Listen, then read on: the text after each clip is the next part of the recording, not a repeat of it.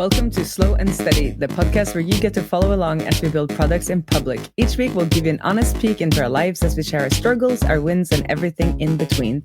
I am Benedicte, and I am feeling eager. And I'm Benedikt. Today is August 9th, and this is episode number 149, and I'm feeling busy. Busy. Yeah, sort of. For the most part, I mentioned it a couple of weeks now that I feel like super unfocused and scattered and like having a hard time getting anything done or anything meaningful done. So last week, I basically ignored everything except for one thing.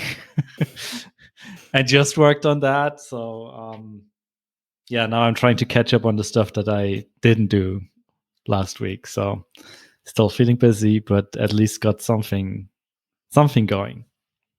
I'll put some more on your plate. There's a book called The One Thing. I'm pretty sure it's called, where he basically tells you that in work, that is the way to go. Like, you need to focus on one thing and like let a lot of stuff slide.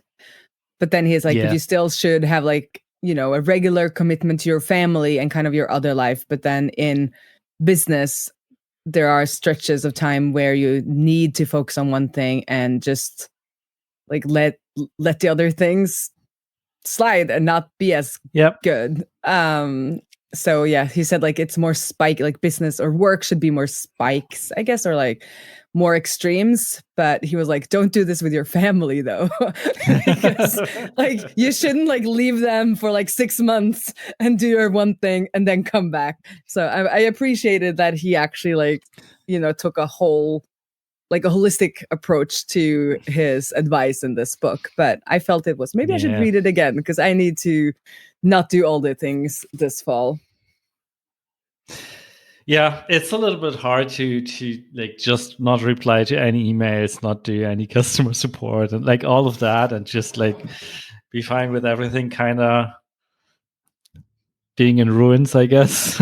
I mean, it's not that bad, but like being fine with not reacting quickly and stuff like that. So yeah, I kind of know that, but it's also not as easy to do, especially if like other people are involved and are waiting for your answers or depending on you in some form or another. But I felt like it was necessary to get like this big chunk of work done that I did last week, and it worked out. So I guess all good in a way. So yeah. Anything else? Or did you just do that one thing? So that's all you have to report. Basically. So yeah, maybe let me go a little bit deeper into what I was building. We have this core component of user list for like defining conditions on everything. So we use that for segmentation. We use that for like just filtering your user list. We use that to add conditions to triggers and to messages, and it's basically everywhere. And I think I mentioned this in a couple of episodes already as well. So far, we've been guessing the type of the fields you're building the filters on by looking at their name. So if they were ending in at or on or date, we'd assume it's a date. And if it starts with is something, then it's probably a Boolean and stuff like that. But that's inaccurate in some cases, especially when people don't stick to those naming schemes, which are just a convention we came up with. It's not like an industry standard, I guess.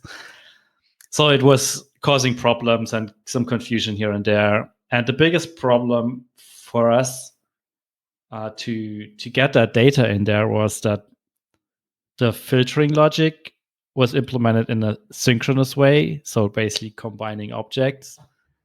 But getting the type information was an asynchronous call to the API to get like the list of available properties and their types and everything. And that meant in order to get those two together, I had to figure out like how do we change the filter builder to not be synchronous anymore, but asynchronous. And that took some time and some refactoring.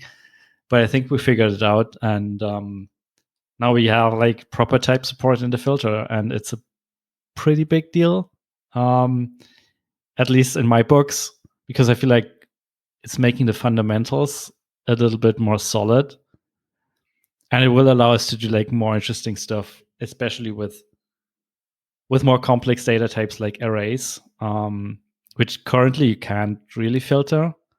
But now that we know that a field is an array, we can, at least in theory, we're not doing it yet, we can show a custom UI to filter like, this is an array which includes an object which has these properties and this nested array as well, and something like that. So it's opening up the possibilities for like more advanced stuff, especially in relation to the Stripe integration that's been always like going on for the last couple of months. Which essentially is working, but only in a state where I feel like it's not really that good. So it's in the current implementation only looking at events, and like you get a payment event or payment failed event or trial ended event, and you can react on that. But talking to a couple of customers, and I think I asked you as well, that most people want to just look at, hey, get me everyone who's on that particular plan, and get me everyone who's currently in a trial, and all of that stuff that's related to the current state of things. And looking at the event stream isn't a way to go for things like that, because even though they had a trial started event, they might have canceled or converted or whatever. So if you really want to know who's trialing, you have to check the trial state of a subscription they are on. And that's like in the Stripe API, unfortunately, it's deeply nested data. So that's where this was coming from. I know, that's why I want you to do it. Yeah, so it's a little bit more work than I anticipated in the early days of this thing, but I feel like if we get the fundamentals right, it will make that part easier with like just filtering data from third-party sources, but also like it allows you as a customer to basically send arrays and nested data into user list, and we still be able to build queries on that, build segments on that, and do everything you're currently doing with like flat properties of sorts, but in a more flexible way. And I think most other tools don't do that part well enough. So maybe it's once again a little bit of an advantage over other tools, but I guess it's also one of those things that only a handful of people actually care about. But those people will get paid, at least with the Stripe. If you get the Stripe integration, the people that wants information about trialing people are getting paid, so maybe they're more willing to pay. I mean, maybe not. Most of our customers are getting paid at this point, I guess. Like, I don't think. Yeah, I guess so. Not making any money. Yeah. But I guess, like, I think the problem is that, let's assume we're just talking about the Stripe integration. Like, a lot of tools are claiming they are having a Stripe integration, and they do, but the level of integration, I guess, is different. And like only scratching on the surface, but just processing the events, that's pretty easy. I mean, I was able to build that relatively quickly. Mm-hmm. But the interesting use cases, as I said, like you can't solve with just that information. So I guess you can. Yeah, I don't know. Yeah, because they could have a subscription later that is then canceled. Because I was thinking that maybe you could filter on the event. So if the latest event was a cancellation, then they don't no longer have that subscription, instead of like calling to see the subscription object and then like checking the state of the subscription object. But then people can have more subscriptions, I guess. Yeah, people can have more subscriptions, and they can have more subscription items on a subscription. And at first we were like, yeah, let's just assume there's only one, and then just like extract that state and put it elsewhere. But even looking back at Userless' own history, like I think even in year one, we had thoughts and ideas about like having multiple subscriptions on people for certain add-ons and like extra support plan. And I don't know, like you assume that just having one subscription is like the default state that applies to 90% of all businesses out there. But I think the truth is more like that everyone's relatively quickly making a big mess with their subscription data. Yeah, I saw somebody was having fun on Twitter asking other SaaS founders like how many custom plans do you have?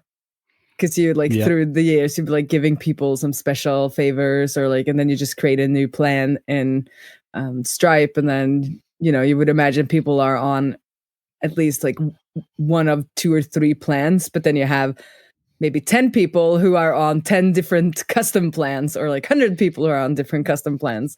So you can't even assume that like they're on one subscription with like multiple plans. Or something like that. It's a mess. It's getting messy. It's getting messy. It gets messy quickly. Yeah. But this again is why, it would be very nice if you did that. And we're trying to. I mean, that's but what we're working on. You're almost getting into more of I don't know what that space is called, where it's not really email marketing, but it's also just segmenting and like getting knowledge about your users. What do we call that? Data? Like, no. It's an analytics product in a way. Like yes. Yeah, it's basically just been this from day one. Like it's an email, like it's an analytics tool that pretends to be an email tool. Yes. But if you're honest, like the email layer is just like on top of the analytics layer. So yeah, not sure if that was a wise decision, but at least I feel like that's the way this product should be built. Mm-hmm. But I think that's how not that useful. How a good product like yours should be built, though, because it is, if you're not just sending broadcast emails, you're always wanting to segment people and sending them information at the correct time. And then you need that analytics information about the users. Otherwise, you're just like basically BCCing a lot of people, or like broadcasting to a lot of people. And there are tools for that. But having, I guess, event triggers are a little on the outside of that. But as soon as you want to send emails to a subsection of your users, then you have to have that analytics in there, or have another tool send you that information. Yeah. But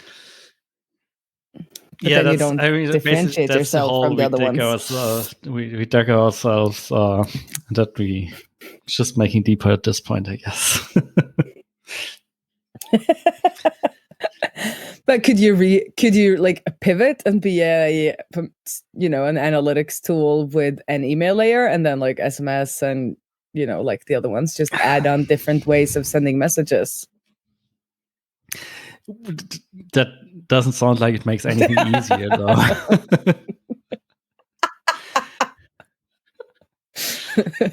No. I guess we could, but honestly, at this point, it's what it is, I guess. But we care a lot of getting the fundamentals right, so that's why we're investing in stuff like that, and hopefully it will be useful for people, and at least the people who know and who care will appreciate that we took care of that stuff.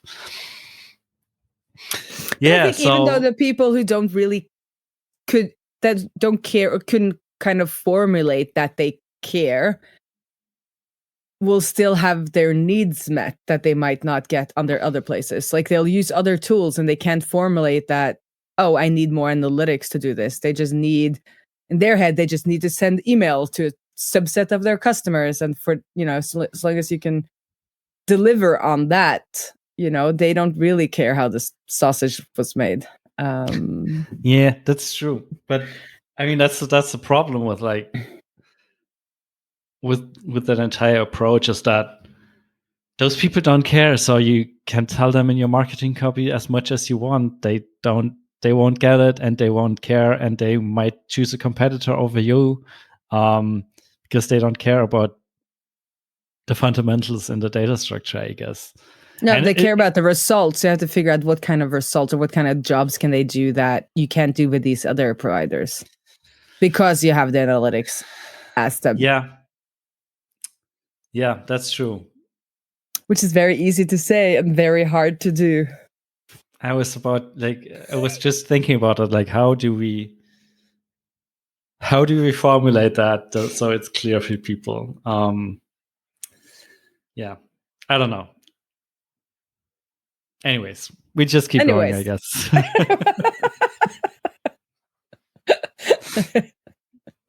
Yeah, so my end, I said that last week I said I was antsy. I did find a better word in the feelings wheel, which is eager, which is kind of the positive version of it, I think.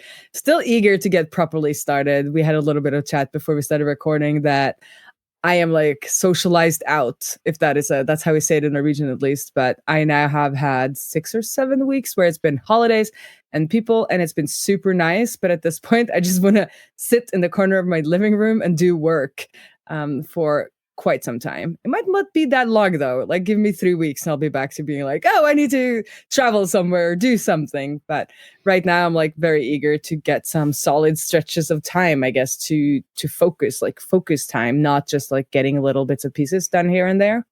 So the good news is that Lillian is back in school, or like a summer version of school. The bad news is that I have to get her there, which I don't usually have to do. So that takes most of my morning. But I'm trying to spend these then kind of 2 weeks where it's a little bit weird, but still she's at some kind of activity or like a summer school type thing, to really focus on cultivating some good habits. I think is my main focus these weeks. Do the yoga no matter what. And I've been able to do that except for one day. Get some really good like meal structures in place so that I don't wait until I'm so hungry that I can't even think about making food, which can happen. And today, like I even put alarms in, like think about starting to make food just to like remind myself. And I was like, I'm not hungry. Like I'm just going to do this little thing. And then 30 minutes later, I was like, I am hungry. So I think this is going to be good. And then also just trying to take advantage of the nice weather, because even though like we've had a good summer and we've taken advantage of it as a vacation, I know soon we're going to get to December, and then Benedict is going to say that he feels a little bit low on energy, and we'll talk about how no sun does not help that feeling. So I kind of want to take advantage of it. So I've been trying to work outside when I've been able to, and then last night I went for a late. Current me would say late night, but like young me would laugh. It was like 8 o'clock at night. So evening, I guess. I took a bike ride because it's still light outside in Norway. So taking advantage of there being those long nights and really enjoying that. And then I came back and I did some social media. And what was really good about it is that after I took the bike ride and I came back, I managed to do social media the right way and not get like fully sucked in or like start doom scrolling. Because if I just had dinner and then done it, I think it would have been more of that kind of doom scrolling thing. But having that break where I did something physical, some of my what's it called? Where you actually manage to like decide over yourself. Self-awareness. Self-discipline was back. Some of the self-discipline was back. So that was actually, that was good. So when it comes to the Gatsby Authority or Gatsby plugin business, we are starting our streaming show back up on August 25th. That is when school is properly in session and we have full working days. So if you are working on something that can be integrated with Gatsby, DM me on Twitter or reach out in any other way, because we'd love to have some guests. We had Pierre on from Scraping Bee, who was also interviewed on this show. He came on and we created a source plugin to source data from Crowdcast using his Scraping Bee API. So that was really cool. So if you have something like that, like any kind of service that could be integrated, then just hit me up. And then we have a plugin proposal out there waiting for a reply. I'm going to check back in tomorrow as I had promised. And then we'll have a Cloudinary wrap up today and look at some future plans with them. So things are moving along, even though I'm not kind of at work all day. And then I'm still very excited about my big conference that is coming up, but I still can't tell you. But you can guess. You can guess. It's one of the big. Tell us the date and the location, and then. Oh, okay. Guess. No. And then interestingly, I got, with POW, I got one of those. Where's the I forgot the password link. Where is it? Like, why don't you have it? Kind of like, a little bit pissed kind of email.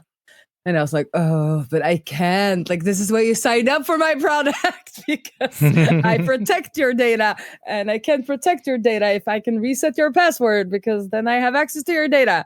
So that kind of just reminded me that, POW is there and chugging along. Maybe you should add a link. Like a forgot password link that just sends people to a page where explain why you can't reset their password because you never had it in the first place. I've thought about that. The only thing I feel about it is that then people will, of course I won't have it on the sign up page, but I will have it on the login page. And I think if people see that repeatedly, then they will think that there is a possibility to recover their password. But I could have maybe like, recover password, not link, and then people can like click on it and see what it says. Yeah, I'm a little afraid that just having that link there will like make people every time they log in like, oh, that password thing wasn't as important, because I'm trying to say that in like email too. I send like an email with a scream face where it says you can never get, recover your password. Yeah. But that's a thought. I also just think it's going to be one of those problems with a product like POW, like even how much you like tell people they want privacy because they've heard privacy is important, but they don't understand the full extent of true privacy. And then I can to educate them. I like what 1Password does in that regard, because they also, I think they have username and password, which you can recover. But then to access your vault with all your passwords, you need like a secret key phrase or something like that, and you can't recover that. So when you sign up, they basically generate a PDF for you that you can print that has like all that information in there. And basically they're like, when you forget those, you either have that stored somewhere in a proper safe somewhere, or like just next to your desk or whatever. But we can't give you that data. That's, we give you this once, and then you have to take care of it yourself. And with 1Password, you can't recover that password either. So they give you the secret master key. I think they call it secret master key or secret key, and then you provide the password, and none of those can be recovered. Or I guess they can reissue a new secret key, but they can't recover your password. But they also say that the biggest usability issue they have is that nobody prints that paper. Yeah. That was like, basically, I read some blog posts and some white papers that they've written where they also like, we've really tried. So they do a better job of it than POW, obviously, and they have a lot more users. But still, they're like, people don't print, like they don't believe it, that they should print. So what they give you a PDF with that master key on there, the secret key on there, and then you're supposed to write down your password and then put it in somewhere secure, but nobody actually does what they're told to, because they're like, I shouldn't write down my password. Like, I've learned that I shouldn't write down my password. And obviously you shouldn't write down passwords to things that people shouldn't write it on a post-it on your work laptop. But there are some really good blog posts about how you should write down your passwords, because the threat factor is never that somebody will come into your house and steal your password notebook. If you're not a politician or like the mob boss or something like that. Like regular people aren't like looking for your password notebook in your house. They're sitting somewhere in the world trying to hack you. If you're the mob boss, then put that password book into proper vault somewhere in your basement. Exactly. Put that together with all your other illegal stuff. But yeah, no, so it's one of those things that is just very kind of fundamental, and where, the way we've been doing authentication for so long has trained us in basically unsecure ways. There's always a recover your password link. There is always, and then we've been told not to write it down. And then we've also, what is the other one?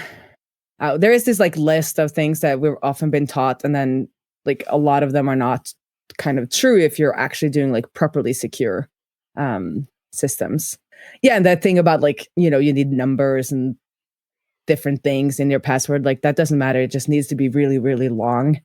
Yeah. So yeah, but check the description. We'll put some links, because Troy Hunt has done a really good blog post on why you actually should buy a password notebook, because people keep sharing that on Twitter and laughing. Like, they share a photo of that from the bookstore and they're like, like people are so stupid. And then you can link them to Troy Hunt's blog post where it's like, they're not stupid, you're stupid.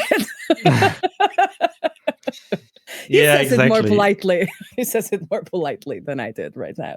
But yeah, so if you are a 1Password user, go into your profile and click that generate PDF and print it out and put it together with your like birth certificate and other important things that only you know where is. And if you are a prominent person, put it in an actual vault.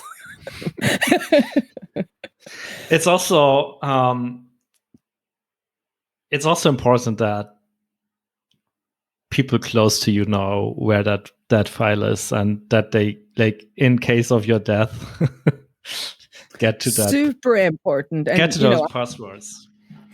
I'm working through that right now, because I've shared, but it's a long time since I've shared that, but my mom has Alzheimer, and there's obviously things that I need access to, but then there are probably things she don't want me to have access to ever. But right now, like, she has a similar system as 1Password that she shared with me a long time ago. But which is good, because I can actually, help, or I can actually like help her when she no longer can do things, or in case of, her death. But I also read an interesting article on that you should maybe have more of those, where you have kind of one for family, then you maybe have one for a trusted friend to go and just like destroy some things. People do have things that they've maybe never want anything to be shared with anyone.